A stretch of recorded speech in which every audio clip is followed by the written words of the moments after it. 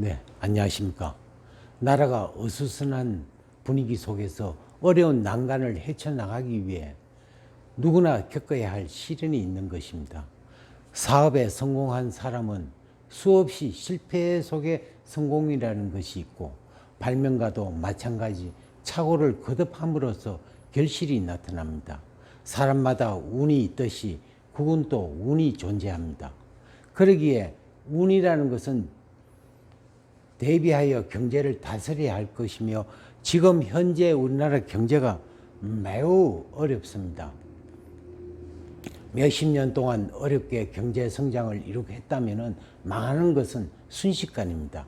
이와 같이 오늘 경제부총리가 담화문을 내면서 경제의 심각함을 발표했지만, 심각한 문제는 하루아침에 만들어진 것이 아니기에 그동안 경제 관리에 어떻게 했길래 당장 무너지는 것처럼 말하는 건지 아쉬움이 많습니다.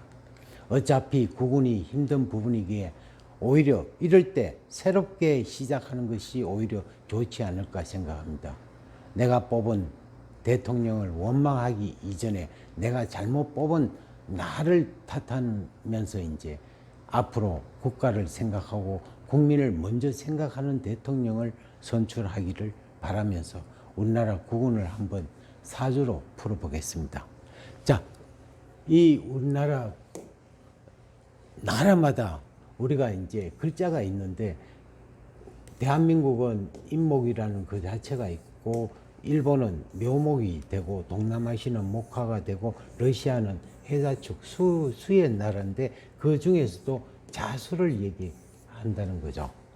그 미국 같은 경우도 이제 북방 쪽에는 이제 수가 되고 남쪽은 이제 화가 되는데, 결과적으로 우리나라 같은 경우는 내년에 을사가 되면은 인목하고 붙는다면은 인사형이라는 자체가 나타나죠. 형이라는 자체는 형법을 얘기하는 건데, 여러 가지 때론 심하면은 남북 간의 어떤 전쟁 같은 도발도 일어나는 거고, 그 다음에 또 경제가 이제 인사라는 자체가 어떤 법적인 문제가 발생하고 계속적으로 어지러운 어떤 운을 갖고 있습니다. 이게 이제 언제 해소가 되느냐 하면은 병5 때, 저 2026년도 가서 이제 회복기가 그때부터 좋아진다. 좋아지면은 갑자기 좋아지는 게 아니고 그때부터 이제 출발한다는 어떤 출발하는 부분이 되겠죠. 이 경제라는 자체는 특히 우리나라 아무리 수출을 많이 한다 하더라도 국민들한테 돌아가는 어떤 풍요로움이 없다면은 이 또한 굉장히 불행한 일이죠. 각자가 이제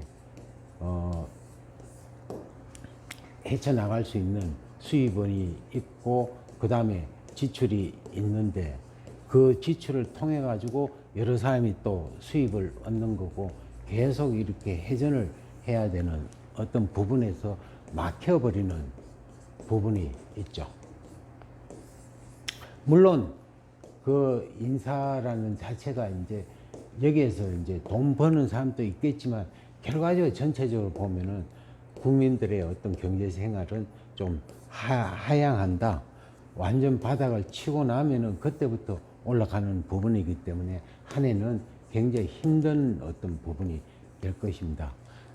그렇기 때문에 모든 것을 이제 항상 긴축, 전략하는 그런 부분도 있고, 소비를 권장한다 하더라도 개인의 어떤 사정에 적당히 맞는 어떤 소비를 해야 할 것입니다.